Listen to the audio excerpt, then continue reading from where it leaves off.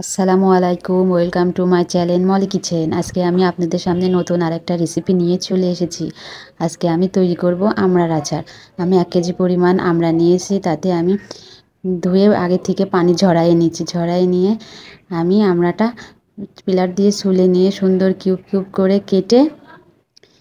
করে সবগুলো আমরা কেটে নেব। কেটে নেওয়ার পরে আমি 1 কাপ মতো চিনি দিয়ে আমড়াটাকে সুন্দর করে মাখায়ে আমি 1 ঘন্টা মতো রেখে দেব। 1 ঘন্টা মতো রেখে দিয়ে তারপরে আমি একটা আচারে দেওয়া মশলাটা তৈরি করব।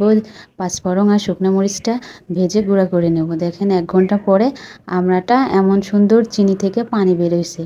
এবার আমি চুলাতে কড়াই দিয়ে আমড়াটা আমি ঢেলে দিয়েছি। ঢেলে দিয়ে অনবরত নেড়ে চেড়ে সুন্দর করে লাল লাল করে তারপরে মশলাটা আমি দিয়ে দেব। মশলাটা দিয়ে আগে থেকে গুঁড়ো করা মশলাটা দিয়ে দেব। তারপর মরিচের গুঁড়া, হলুদের গুঁড়া, পরিমাণ মতো লবণ দিয়ে দিব।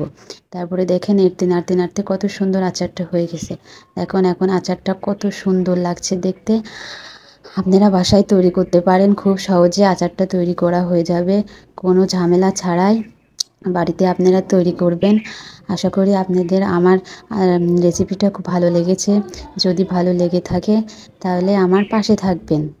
ধন্যবাদ বন্ধুরা।